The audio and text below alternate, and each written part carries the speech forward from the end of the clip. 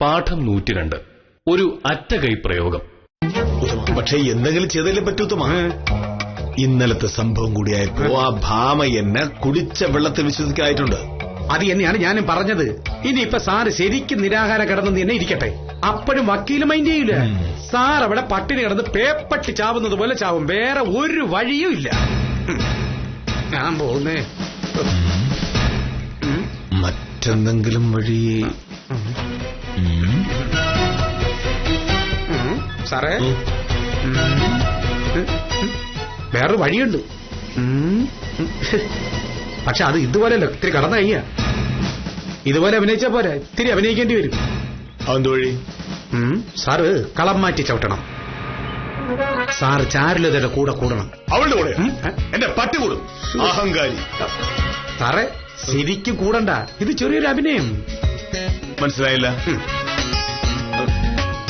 Sir പതിയെ ചാരുലതയോട് സ്നേഹം കാണിക്കുന്നു. അങ്ങനെ ഒന്നും രണ്ടും പറഞ്ഞ് അടുത്തു കൂടുന്നു. അങ്ങനെ പതുക്കെ പതുക്കെ സാർ അവളുടെ ആളാകുന്നു. സാറിന് അവക്ക് വലിയ വിശ്വാസമാകുന്നു. സാറ് പറയുന്നത് അവൾ അനുസരിക്കുന്ന അവസ്ഥ വരുന്നു. അതോടെ സാറിന്റെ കാര്യവും നടക്കും. എന്ത് വൃത്തിയായി പറയുന്നത്? ഞാൻ ആ ട്രബിലെന്നറിയില്ലേ?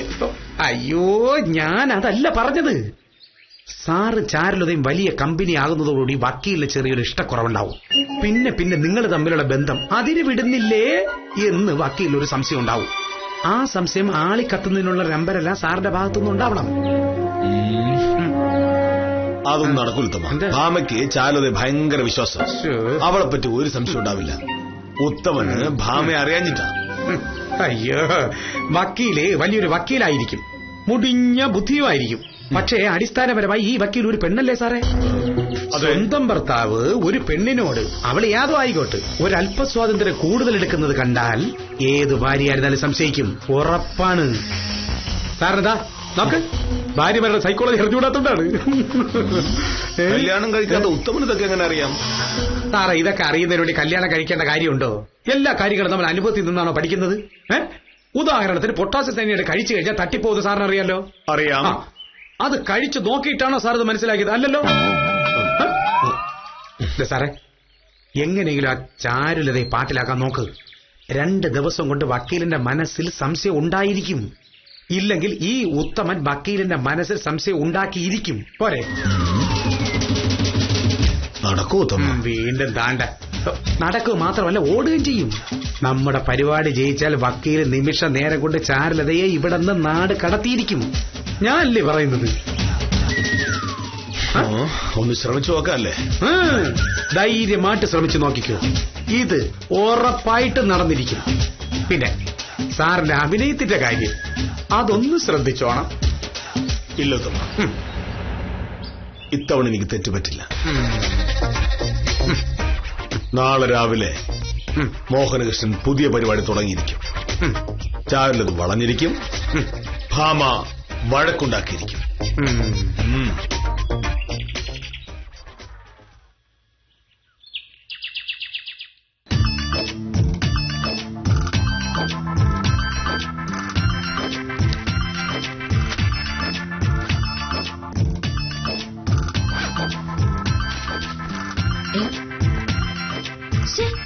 ഇതുവരെ റെഡിയായില്ലേ ചാരു?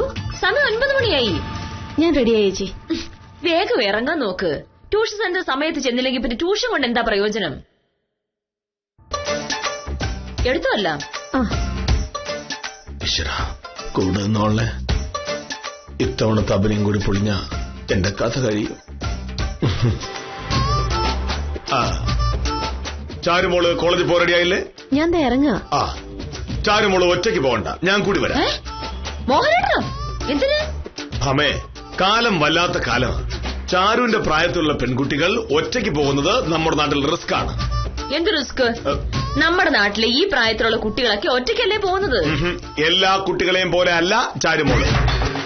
നിന്റെ കൂട്ടുകാരുടെ അനിയത്തി ഇവിടെ വന്നിട്ട് നമ്മൾ അവളെ ഒറ്റയ്ക്ക് ട്യൂഷൻ വിട്ടു എന്ന് പറഞ്ഞാൽ നിന്റെ കൂട്ടുകാരി എന്താ അവളുടെ പേര്? റിനിയോ? ഇന്ദുലേഖ. ഇന്ദുലേഖ? ഇന്ദുലേഖ. ഇന്ദുലേഖ എന്ത് വിചാരിക്കും? അതുകൊണ്ട് ചാരുലതയുടെ എല്ലാ കാര്യങ്ങളിലും ഇന്നു മുതൽ എന്റെ ശ്രദ്ധയുണ്ടാവും. നീ എന്താ അന്ന് വിട്ടു നോക്കുന്നത്? ഇന്നലെ വരെ ഞാൻ ചാരുലതയോട് ദേഷ്യപ്പെട്ട് പെരുമാറി എന്നുള്ള നേരാ. പക്ഷേ ഇന്നലെ രാത്രി ഞാൻ ചാരുലതയെ സ്വപ്നം കണ്ടു. എന്നെയോ? ഈ സ്വപ്നം എന്ന് പറഞ്ഞാ അങ്ങനല്ല. ചാരുലത ഒരു നല്ല കുട്ടിയാണെന്ന ഉത്തമ സ്വപ്നം. സ്വപ്നം കണ്ടതോടുകൂടി എനിക്ക് എന്റെ തെറ്റുകൾ മനസ്സിലായി. ഇനി എനിക്ക് ആ തെറ്റുകൾ തിരുത്തണം. ചാരുലതയുടെ എല്ലാ കാര്യങ്ങളും ഞാൻ ഏറ്റു. വരൂ, നമുക്കിറങ്ങാം. അല്ല, ഇത്ര നേരത്തെ മോഹനേട്ടൻ എങ്ങോട്ടാ? 9 മണിയല്ലേ ആയുള്ളൂ? അത് സാരമില്ല. ഞാന് ചാരുലതയെ ട്യൂഷൻ സെന്ററിൽ വിട്ടിട്ട് കൃഷ്ണൻകുട്ടിയുടെ ചായക്കടയിൽ പോയി എന്തെങ്കിലുമൊക്കെ കഴിച്ചിട്ട് പതുക്കെ നടന്ന് വില്ലേജ് ഓഫീസിൽ പോയിക്കോളാം. ഒരു ചാരുമോളെ വന്നോളൂ.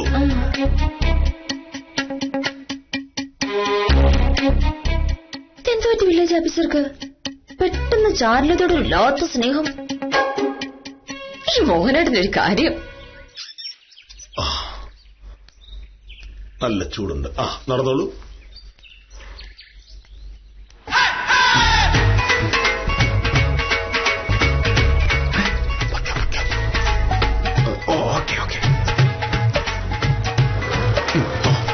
ചേച്ചിയോട് വിളിച്ചു പറഞ്ഞ് ഒരു കുട വാങ്ങിത്തരാൻ പറ.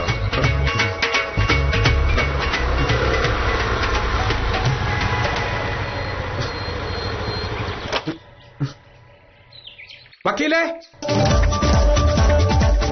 വക്കീലേ, വക്കീലേ, ഇവിടെ ആരും ഇല്ലേ? വക്കീലേ, എവിടെ പോയി? എന്താണ് എന്താ കാര്യം? അല്ല, മോനേഷ് സാറില്ലേ? സാർ പോയല്ലോ. പോയോ? ഇത്ര രാവിലെയോ? മണി 9 കഴിഞ്ഞല്ലേ ഉള്ളൂ. രാവിലെ ചാരുലതയ്ക്ക് ട്യൂഷനുണ്ട്. അപ്പോ സാർ അവൾക്ക് കൂട്ടുപോയതാ. എങ്ങനെ? ചാരുലതയ്ക്ക് മോഹനേഷ് സാറ് കൂട്ടുപോയോ? അവളൊന്നും ഒറ്റയ്ക്കാ പോകുന്നത്. പക്ഷേ ഇന്ന് രാവിലെ എഴുന്നേറ്റപ്പോ മോഹനേട്ടന് നിർബന്ധം. ചാരു ഒറ്റയ്ക്ക് പോവണ്ട, ഇനി എന്നും സാറും ചാരുവും കൂടിയാണ് പോകുന്നത് എന്നൊക്കെ പറഞ്ഞു. ചേടാ, അതെന്ത് പറ്റി സാറിന് അങ്ങനെ ഒരു മാറ്റം? ആള് മോഹനേട്ടനല്ലേ, മഴക്കാരന്റെ സ്വഭാവ. ഒന്നും മുൻകൂട്ടി പറയാൻ പറ്റില്ല. വക്കീലെ, ഉള്ളത് പറയാലോ. ഇപ്പൊ ഈ പറഞ്ഞ കാര്യം എനിക്ക് അങ്ങോട്ട് ദഹിച്ചില്ല. ഇതിന്റെ പിന്നിൽ എന്തോ ഇല്ലേ? എന്ത്? അല്ല, പറഞ്ഞു വരുമ്പോ ഞാനും മോനേഷ് സാറും വലിയ അടുപ്പാ. സാർ എനിക്ക് അല്ലറച്ചുള്ള സഹായങ്ങൾ ചെയ്തു തന്നിട്ടുമുണ്ട്. വക്കീലും മോശമല്ലല്ലോ. എത്ര കേസുകളിലാണ് വക്കീൽ എന്നെ സഹായിച്ചിട്ടുള്ളത്.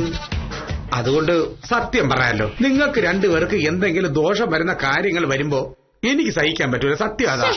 ഞങ്ങൾക്കിപ്പോ എന്ത് ദോഷം വന്നു ഉത്തമം പറയുന്നേ? അല്ല, ഞാനത് വക്കീലിന്റെ മുഖത്ത് നോക്കിപ്പോ എങ്ങനെ പറയും? ഈ കഴിഞ്ഞ മാസം ഞാൻ ഒരു കേസിന് വേണ്ടി വക്കീലിനെ കാണാമെന്ന് ഓർമ്മയുണ്ടോ? നമ്മുടെ റിട്ടയർഡ് മിലിറ്ററി പത്മനാഭ സാറിന്റെ മോന്റെ ജാമ്യ കാര്യത്തിന് വേണ്ടി. എന്തായിരുന്നു കേസ്?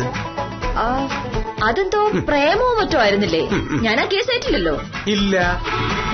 പത്മനാഭ സാറിന്റെ മകൻ ഷാജി ആളൊരു മര്യാദക്കാരനാണ്. ഭാര്യയുടെ അല്ലാതെ വേറെ ഒരു പെൺകുട്ടിയുടെ മുഖത്തോട്ട് അവൻ നോക്കിയിട്ടില്ല. ആ ഒരു വിശ്വാസത്തിലാണ് ഷാജിയുടെ ഭാര്യ അവളുടെ വകയിലൊരു അനിയത്തെ വീട്ടിൽ കൊണ്ടുവന്ന് നിർത്തിയത്. ആ പെണ്ണ് പഠിക്കാനോ മറ്റെന്തിനോ വേണ്ടി വന്നതാണ്. ആദ്യമൊന്നും ആ പെണ്ണ് ആ വീട്ടിൽ നിൽക്കുന്നത് ഷാജിക്ക് അത്ര ഇഷ്ടമല്ലായിരുന്നു. പിന്നെ പതുക്കെ ലോഹ്യമായി, അടുപ്പമായി, പ്രേമമായി. ഒടുവിൽ ഭാര്യയുടെ ബന്ധുവിനെയും കൊണ്ട് ഈ പറഞ്ഞ ഷാജി ഒളിച്ചോടി പോവുകയും ചെയ്തു. അല്ല, ആ കേസിന്റെ കാര്യം എന്തിനാ ഇപ്പൊ ഇവിടെ പറയുന്നത്? അല്ല, പറഞ്ഞു വരുമ്പോ ഈ ഷാജിയെ പോലെ തന്നെ ഈ മോഹനേഷ് സാറും ആള് വളരെ ഡീസന്റ് ആണ്. ഈ വക്കീലിന്റെ മുഖത്തല്ലാതെ വേറൊരു പെണ്ണിന്റെ മുഖത്ത് മോഹനേഷ് സാർ നോക്കിയിട്ട് പോലുമില്ല. ഈ വില്ലേജ് ഓഫീസിലെ ദ്രൗപദി സാറിന്റെയും സൗമ്യപ്രഭ സാറിന്റെയും നേരെ പോലും നോക്കാത്ത ആളാണ് ഈ മോഹനേഷ് സാർ. പക്ഷേ ഇതിപ്പോ ആഫീസ് അല്ലല്ലോ, വീടല്ലേ. ഈ ചാരുലത ഇവിടെ ഇങ്ങനെ സ്ഥിരമായിട്ട് താമസിക്കുമ്പോ സാറും അവളും തമ്മിൽ പതുക്കെ ലോഹ്യമായി, അടുപ്പമായി. അല്ല, അങ്ങനെയൊക്കെ സംഭവിക്കും എന്നല്ല ഞാൻ പറയുന്നത്. എങ്കിലും ഈ തീപ്പട്ടി പടക്കത്തിന്റെ അടുത്ത് വയ്ക്കാതിരിക്കുന്നതാണ് നല്ലത്. മോഹനേട്ടനെ പറ്റി ഉത്തമൻ ഇങ്ങനെയൊക്കെയാണോ കരുതിയത്? അല്ല, വക്കീലിന് സാറിന് വിശ്വാസമായിരിക്കും. ഈ പറഞ്ഞ എനിക്ക് സാറിന് വിശ്വാസം തന്നെയാണ്. പക്ഷേ മനുഷ്യന്റെ കാര്യമല്ലേ വക്കീലേ. ഒരു അപകടം ഒഴിവാക്കാൻ നമ്മൾ വണ്ടി ഓടിക്കുന്ന ആള് മാത്രം വിചാരിച്ചിട്ട് കാര്യമില്ല. എതിരെ വരുന്ന വാഹനം ഓടിക്കുന്നവനും വിചാരിക്കട്ടെ. അല്ല, ഇപ്പൊ ഞാനിപ്പോ വെറുതെ ഒന്ന് പറഞ്ഞു എന്നുള്ളതേ ഉള്ളൂ. എനിക്കാണെങ്കിൽ സാറിനെ കണ്ടിട്ട് ഒരു അത്യാവശ്യ കാര്യവും ഉണ്ടായിരുന്നു. ഇനിയിപ്പോ ചാരുലതയെ ട്യൂഷനൊക്കെ കൊണ്ടുപോയി വിട്ടിട്ട് ഇനി എപ്പോഴാ ഓഫീസിലെത്തോ എന്തോ. ഞാൻ ഇറങ്ങുന്ന ഇറക്കില്ലേ?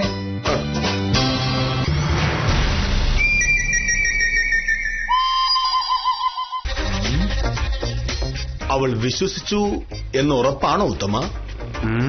അങ്ങനെ തീർത്ത് പറയാൻ പറ്റൂല. പക്ഷെ ഞാൻ പോരുമ്പോഴേക്കും വക്കീലിന് എന്തോ ഒരു കൊച്ചു സംശയം ഉണ്ടായിരുന്നു. ഉണ്ടാവും. ഞാൻ രാവിലെ ആഫീസിൽ ചെന്ന ശേഷം അവൾ എന്നെ 3 പ്രാവശ്യം ഫോണിൽ വിളിച്ചിരുന്നു. ഞാൻ അവിടെ തന്നെ ഉണ്ടോ എന്നറിയാൻ വേണ്ടി. ആയിരിക്കും സാറേ. ഇനി അടുത്ത സ്റ്റെപ്പ് വേണം നമ്മൾ സൂക്ഷിച്ച് നീങ്ങേണ്ടത്. ഈ ചാരുലത കോളേജിൽ പോയിട്ടപ്പോ വരും? വരാൻ നേരമായിട്ടുണ്ട്. സാർ അവൾ വരുന്നത് വരെ ഇവിടെ തന്നെ നിൽക്കണം. എന്നിട്ട് അവളുടെ കൂടെ ചിരിച്ച് കളിച്ച് കൊഞ്ചു കുഴഞ്ഞ് കൊച്ചു വർത്താനം പറഞ്ഞ് നടക്കണം. ഈ കൊച്ചു വർത്താനം എന്നൊക്കെ പറയുമ്പോ സാറേ, ഞാൻ വല്ലോ വിളിച്ച് പറയും.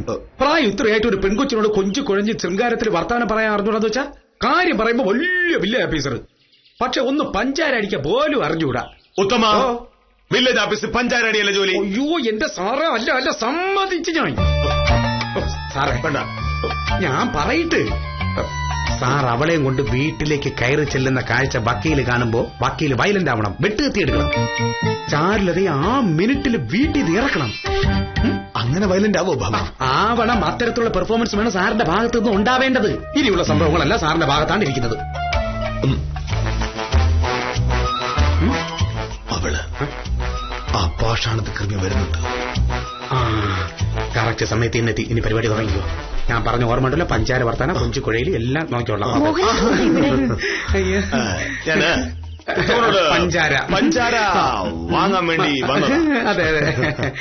എന്തായാലും ചാരു ഇപ്പൊ വന്ന നന്നായി. നമുക്ക് എന്തെങ്കിലുമൊക്കെ കൊച്ചു വർത്താനം പറഞ്ഞ് നടക്കാമല്ലോ.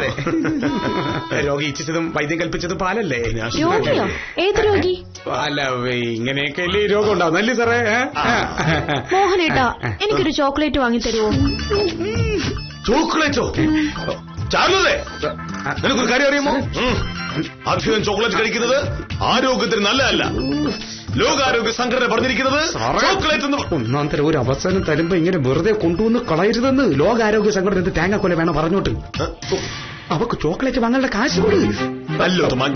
പ്ലീസ് പ്ലീസ് ഒന്നും പറയരുത്. അല്ല ചാരു മോളെ, ഇത് മോഹന സാറിന്റെ അടുത്ത കൂട്ടുകാരുടെ കടയാ. മോക്ക് ആവശ്യമുള്ള ചോക്ലേറ്റ് വാങ്ങിച്ചോ, സാറ് പൈസ കൊടുക്കും. സാറേ വെറുതെ ഇടംകൂറല്ലേ, നല്ലൊരു ചാൻസ് ആണ്. ചാരു എന്തിനാ പഠിക്കുന്ന? മോള് ചോക്ലേറ്റ് വാങ്ങിച്ചോ, സാറ് കൊടുക്കും പൈസ.